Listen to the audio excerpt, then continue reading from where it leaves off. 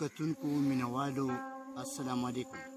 زه یم ستاسو ورور ستاسو ملګری جعفري جعفر او ما سره نن په تکل پروګرام کې چې کوم ملګری وي ادې فضل خدا نایاب نو راځو د فضل خدا نایاب طرف ته چې د هغه نه څو تپوس هم وکړو او د هغه نه خوندور شعرونه هم ووایو. فضل خدا نایاب صاحب السلام علیکم. وعلیکم السلام. څنګه ټیک ټاک خیر دی تاسو خیر جی؟ خیر خیریت. فضل خدا نایاب صاحب دې وخت کې مونږ ګرانو کتونکو مینوالو سره نیغ په نیغه تاسو ګوري نو دا راته ووایئ چې دا شاعري د کله راسې شروع کړې ده او څنګه هم شروع کړه؟ یاره شاعري خو بس فطري شی دی او په 1984 کې چې کله زه په فرسټ ایئر کالج کې وم فرسټ ایئر کې نو په هغه وخت کې زما شوق و ذهن نه به مې راتلل داسې آمد به کېده کله نه کله شعر دوه خطا او کله نه کله پکې داسې غزل لیکلې نو دغه وخت نه مې شوق و 84 نن. او فضل خدا نایاب صاحب تاسو د خپلو مینوالو ته ووایئ چې تاسو کار څه کوئ جاب لکه څه کوئ دا همدې ملګرو ته ووایئ. زه خو ایجوکیشن کې یم سکول کې ټیچر یم ډي ایم پوسټ باندې او شوقیه پینټینګ د نایاب آرټسټ په نوم باندې مې دوکان هم د پینټینګ کار هم کوم او پینټینګ سره سره بس شوق هم د زما دې طرف ته شاعرۍ سره ادب سره شاعر نه خو شاعرۍ سره هم شوق دی. نو دې وخت کې ګران مینوال مونږ ګوري او د دوی وخت نه خرابومه دوی سره به کوم خوندور شعرونه به چې تاسو کوم دا کوئ نو فضل خدا نایاب صاحب خپلو ګرانو کتونکو سره به کوم کلام شریک کوي؟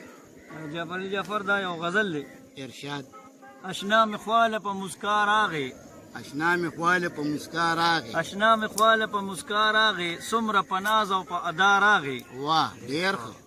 لر شرقي به لیونۍ بدې کی لر شرقي به لیونۍ بدې کی ځان بیا جوړ کو په ښکلا راغې واه ډېر ښه زبردست. او سپوږمۍ مخ پټ کړلو اوریځو کې چې سپوږمۍ مخ پټ کړلو اوریځو کې چې سپوږمۍ مخ پټ کړلو اوریځو کې چې نن چې زمونږ چم ته اشنا راغې. واه دا یو ځل بیا ووایه. مهرباني. سپوږمۍ مخ پټ کړلو اوریځو کې چې نن چې زمونږ چم ته اشنا راغې. ارشاد. او دا چې د مخ نه نقاب لرې کو دا چې د مخ نه نقاب لرې کو په توره شپه کې سپین سبا راغې. زبردست ډېر ښه. او نن غمزپلې مې رقیب ښکارېده نن غمزپلې مې رقیب ښکارېده جوړ ستا د دره بېنوا راغې. ډېر ښه ډېر ښه. او د خوشحالۍ زیرې یې راوړه ماله د خوشحالۍ زیرې یې راوړه ماله ریبار د چم نه چې دا ستا راغې. زبردست زبردست. او جعفري جعفر صاحب مقطع ده. نایاب په عشق کې رسوا شو دومره نایاب په عشق کې رسوا شو دومره نایاب په عشق کې رسوا شو دومره نن په نظر کې د هر چا راغې. واه ډېر ښه زبردست.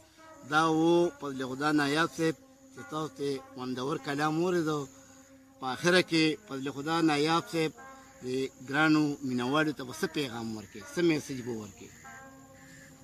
یاره زه دا ویل غواړم چې اخلاص یو غټه خبره یو معمولي ټکی دی خو اخلاص یو ډېر لوی شی دی. هر چا له پکار دی چې په خپل هر یو سلسله کې د ژوند په هر یو طرف باندې دکې اخلاص وي نو دی به یو کامیاب انسان وي د دین په لحاظ او د دنیا په لحاظ. ډېره مننه فضل خدا صاحب چې تاسو خپلو ګرانو مینوالو سره خپل کلام هم شریک او دا خپل میسج چې تاسو کوم ورکړه د اخلاص په باره کې دا ډېر مزیدار میسج و. په اخره کې د خپلو مینوالو نه زه اجازت غواړم. السلام علیکم.